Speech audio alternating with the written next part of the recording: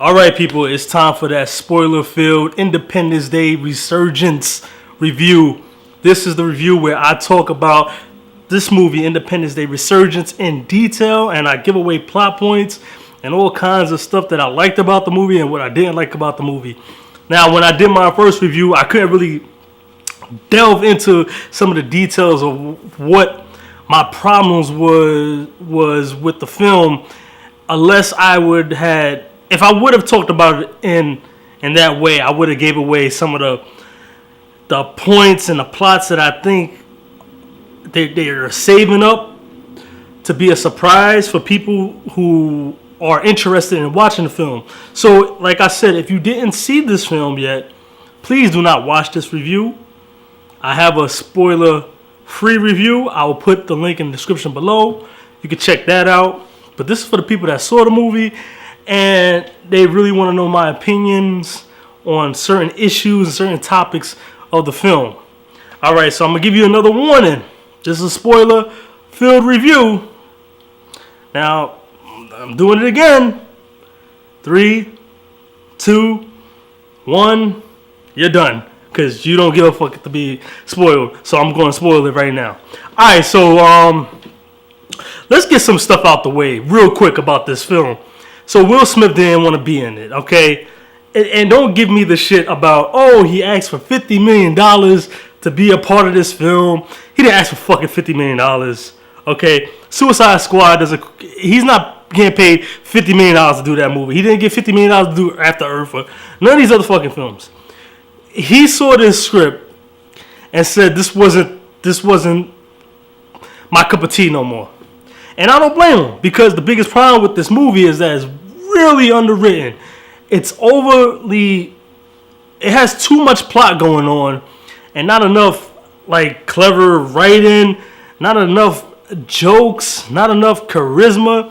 Charisma, that's a big word that I'm going to use time in and time again when I'm describing this film, because the film also has, I think, it rips off a lot of Starship Troopers, if you ask me. In terms of the cast is very young. All right, I'm talking about the actual fighters of the movie, like the pilots, the Liam Hemsworth, the Usher guy. I forget his name, Jody Usher, or whatever his name is. You know, the other people. It's very young centric in terms of the actual air fighters that's doing all the dogfighting and all that stuff. Very young cast, all right? Now, the older cast is pretty much the returning cast, which is pretty much Jeff Goldblum, Bill Pullman, and some other people. I forget Jeff Goldblum's father. I forget his name, but he's also in the film. And, yeah, they're all great. They're seasoned actors and actresses. They're pretty good in the film. You know, Jeff Goldblum, he brings some type of levity to the character. He's good. And Bill Pullman, I thought, was really good. You know, he kind of plays in this movie. In case you was wondering, of course, he was the ex-president. He was the president of the '96 movie. And in this film, you know, he's retired, but he's having these premonitions. You know, in the beginning of the film, you see him have a vision of what he thinks is about to happen. And most people now think he's kind of crazy. They got him on meds in this film. There's a Secret Service guy that's always with him at all times. And, his daughter, she's I forget what she is, secretary. She might be the Secretary of Defense. I'm not sure. But, you know, she comes around sometimes and tries to look out for her dad and all that stuff. But, you know, a lot of people think he's crazy, but he's like, fuck it, I'm not crazy. This is about to be another, they're about to come back. And when they come back this time, we ain't going to be able to beat them. So that's the vision that he sees. A lot of what this movie is trying to go for is trying to build more lore to the actual alien story. Like, it's trying to build up this thing where they're trying to show you that there's different types of aliens out there in the universe, and that this one group of aliens that they're dealing with is just one group that just they're just assholes. But there's another group, because in the movie there's actually a benevolent alien race that comes. They come through with like some type of portal, and it's near our moon, and we have a defense weapon and system. Like, we have a defense base on the moon, so when we see this thing coming towards the moon, we think automatically it's our enemy. It's the aliens that tried to take over the last time. So we automatically shoot these guys down. This alien ship that looks sort of like a Death Star. We just shoot it down, and we just we go on our merry way, and we celebrate that we just stop the alien race from trying to come back and destroy us. But it turns out that this alien race that we shot down was not the aliens that that attacked us in '96. These are guys they were actually trying to come to Earth to warn us and help us defeat the bad aliens. So it's kind of interesting that part of the movie was very interesting, and I wish they would have just kept going with that lore that sort of I feel like that's the story right there. That's what is going to push this movie. But no, they have to go back to some lovey-doveys between between Hemsworth and the ex-president's daughter, and and they have to we have to go to that story. Why? Because this is a big action movie. We as consumers are very silly people, and we like this stuff. I guess that's the only thing I can guess. Because that really wasn't a story. Liam Hemsworth and the female. It's just there because they know, as humans, we probably just need to watch, I don't know, something of romance to get us emotionally involved in the story, I guess. But I was already involved with the story with the whole misidentity of the race of the two alien races. I thought that was fascinating, and I wish they would have just kept going with that, but they didn't. And they stopped at to talk about that, and then talk about Liam Hemsworth and the black guy, and they have some type of beef with each other. What is the beef? I think it has something to do with a training exercise that they were both on, and it almost got the black guy killed. I guess that's what the whole thing was about. And speaking of getting killed and black guys, the way they explain Will Smith in this movie is that they explain that he died in another training exercise. These training exercises in the future are fucking crazy. You get killed real quick. He dies in one of these experiments, and Will Smith in this movie, even though not physically in the movie, his presence in the movie, because you see his picture a couple of times. Like, you see his picture in the beginning of the film. It's in the White House. Apparently, Will Smith is like a legendary person, in this world.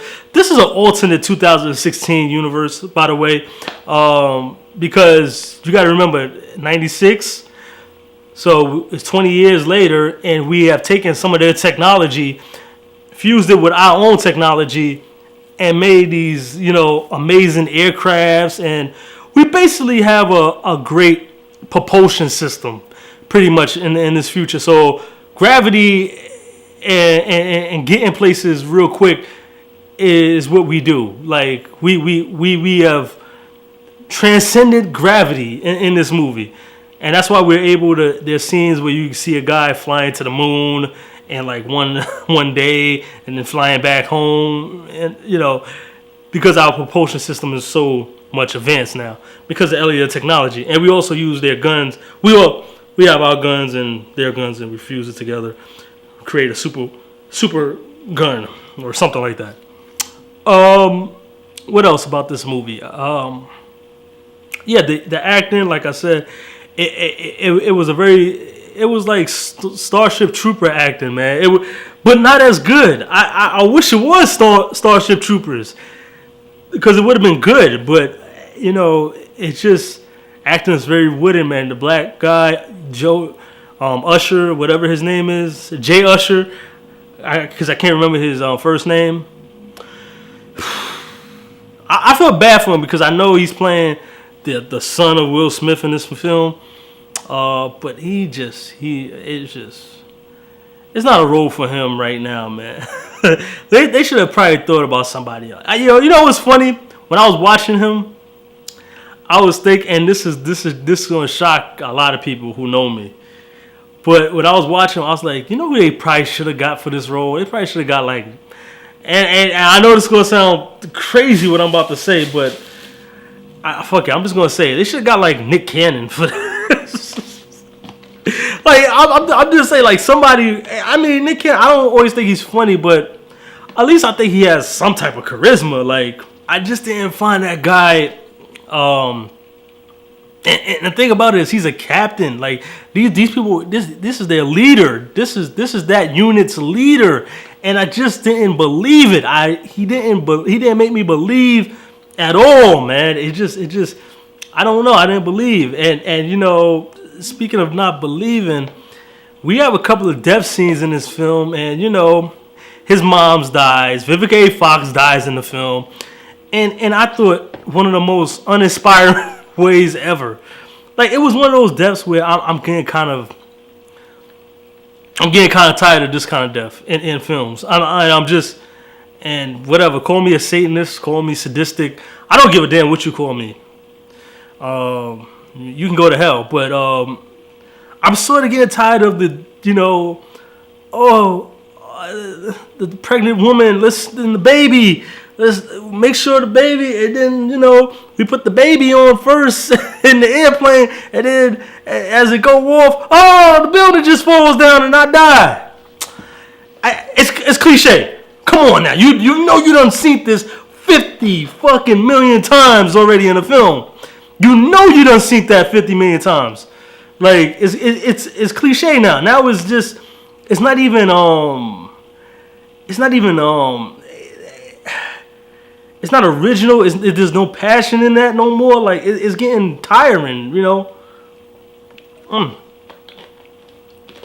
I can't take that no more, man. And yeah, that's how she dies. Basically, you know, just trying to save a pregnant woman, and he watches. He actually sees his mom's die, and that's kind of, I guess that's supposed to make us feel more passionate for him in terms of him going on a revenge on these aliens and stuff like that. I don't know. And I remember in my spoiler-free review, I had talked about some African dude. Now, here's the thing about the African dude in this film. And there's an African dude, and everything I said in that spoiler-free review was true. But I'm going to elaborate on it a little bit more right now. So the African dude in this film, all right, so like in the beginning of the film, you know, there's this geologist or whatever she is. She's going around place after place and place after place, and she's finding out that this symbol, every time, you know, there's alien contact, there's this symbol that is placed upon like the place where the contact happened.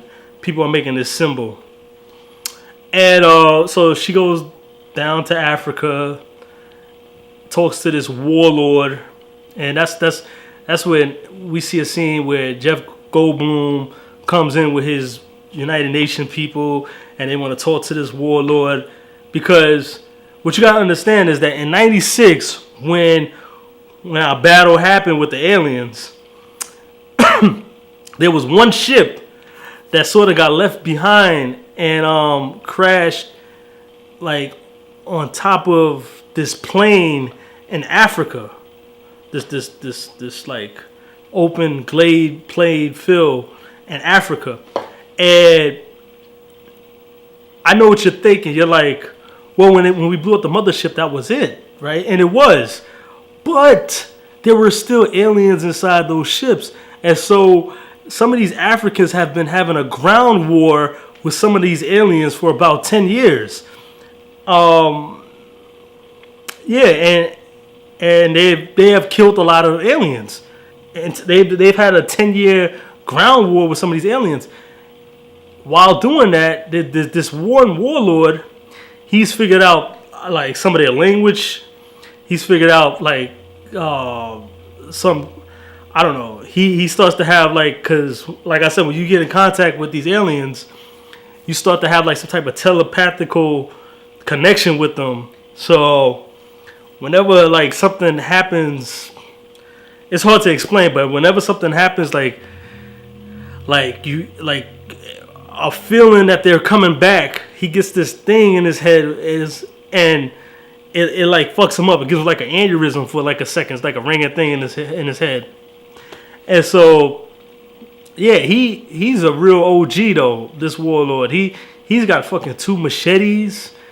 And that's how he actually kills aliens with these machetes and stuff like that. You actually see him fighting a couple of aliens with machetes in this film. I sort of thought that was kind of cool, only because it was kind of original. I had never thought of the concept that maybe, okay, we killed the mothership, but there were still aliens crawling around on Earth, and there was a guy hunting them down and killing them all. I never grasped that concept. That I never thought that outside of the box, and when I saw it happening in this film, I thought that was kind of cool. So that part, like that part, and the part with the benevolent alien race, I found all that fascinating. It's just everything else I found cliche. Like everything else was just run of the mill. It was the same old alien story. Like aliens come down. Why are they coming down? Like, okay, so last time they came down, we had this cockamamie theory that, you know, they're coming down. This is what they do, right? They go planet to planet and they get every last bit of resource out of that planet, and then they move on to the next planet. And we just happen to be the next planet. And this one, it's established that they're trying to they're digging into the core of the Earth to disrupt our electromagnetic field. I believe that's what the plan was. If I got some of that muddled or wrong, comment below, let me know. You know, I believe that that's something of what the plan was. And like I said in my spoiler-free review, it reminded me a lot of the whole destruction part of this film. Reminded me of Man of Steel, and I thought Man of Steel, it looked cooler in Man of Steel than it did here. You know, the whole gravity thing, lifting things up and then bringing things back down, lifting them and bringing them down. I personally thought it looked cooler in Man of Steel than it did in this film. Not to say that this film doesn't have cool looking stuff. The last fight scenes in particular are kind of cool.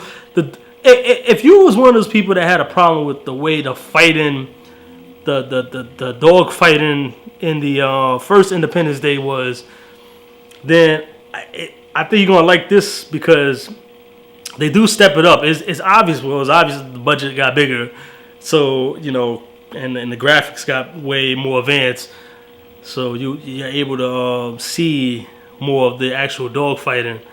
If you are one of those people that, like me, and you want to get a better look at the aliens in particular and the way they're structured, you're gonna be happy with this film because I got a clear look at the aliens, and I enjoy that. I enjoy that I finally got to see how they really look, because there were scenes sometimes in that first one where I couldn't really tell how they looked. I couldn't get a real grasp of, like, you know, the structure of this creature, you know. But in this one, I got a pretty good grasp of how they looked, so I appreciate that.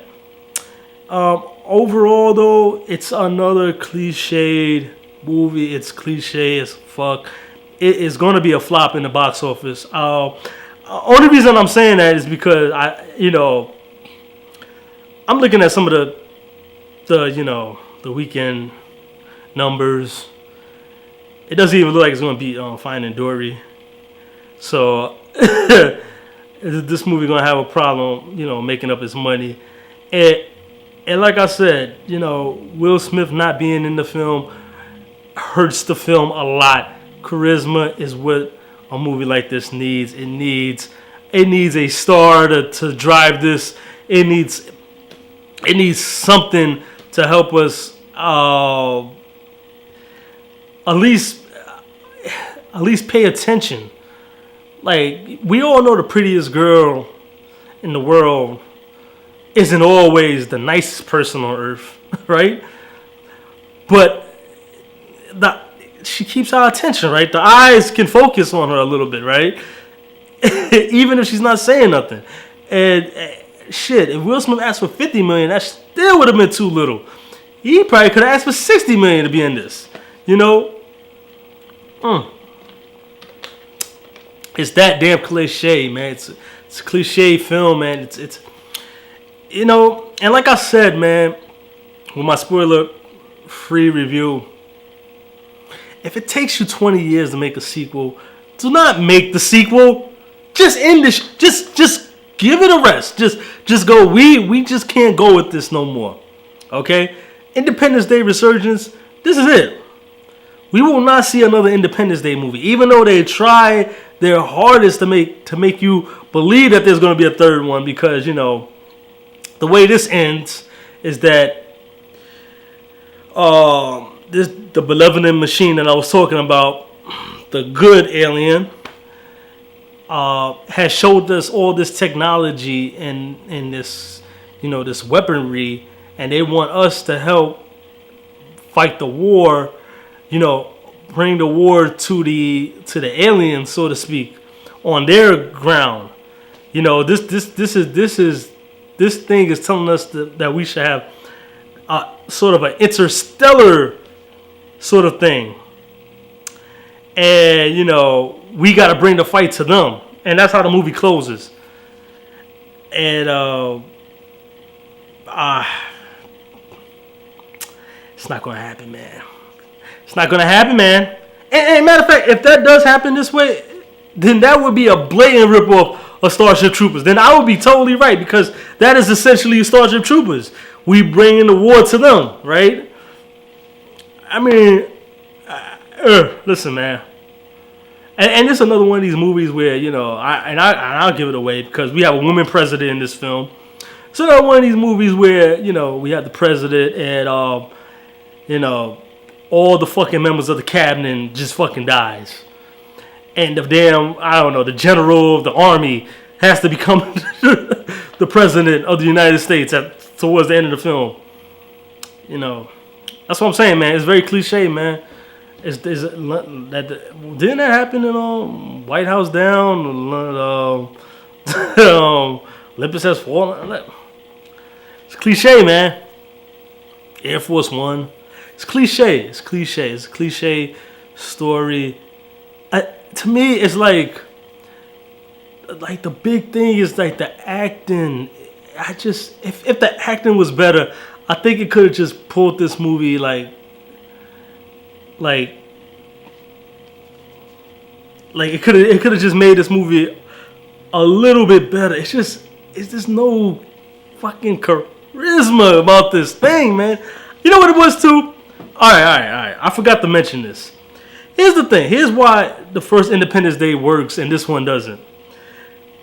And it surprises me that I'm going to say this. This really surprises me. But the first Independence Day movie was a disaster, epic event. That what happens in that movie is a disaster, epic event. It's something that the planet did not know could or would happen. That's why the reactions are so more like genuine in that movie than in this movie. Because this movie, alright, so that movie was an event, disaster, epic film. This movie is a science fiction movie, which means it is grasping more on science and not more on the human element. Like this was more on the human side. This is more on a alternate 2016 world in which we have all this crazy cybernetic technology and all this stuff, and it kind of disattaches you from the human side of just you as a person, as a viewer. You know, you was more connected over here with what was going on here than you was here, because it can't make the connection between the viewer, you know, your sense of who you are as a humanity, as a human, your humanity. You can't connect with this alternate 2016 universe. That's just my opinion. That's what's really going on in this film. There's more science fiction film here. There's more of a human drama here, you know. And I think this part wins out more than the science fiction part, which surprises me because I'm more of a science fiction fan. That's what I am. I'm self-proclaimed, you know, science fiction groupie, but it just didn't work for me this time. I don't know. But we'll see. We'll see if this gets a sequel. I doubt it.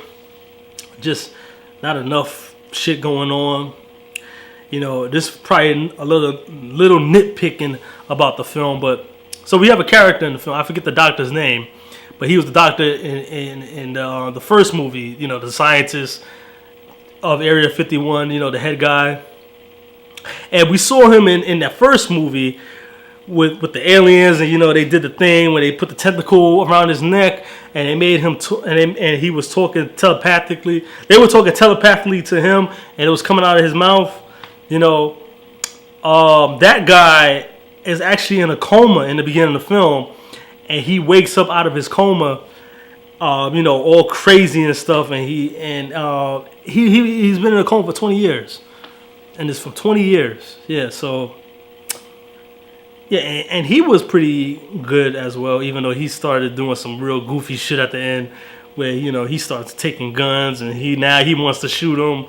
He hasn't been doing that for last film and for most of this film until the end, and now he wants to take a gun and shoot people and shoot aliens, whatever.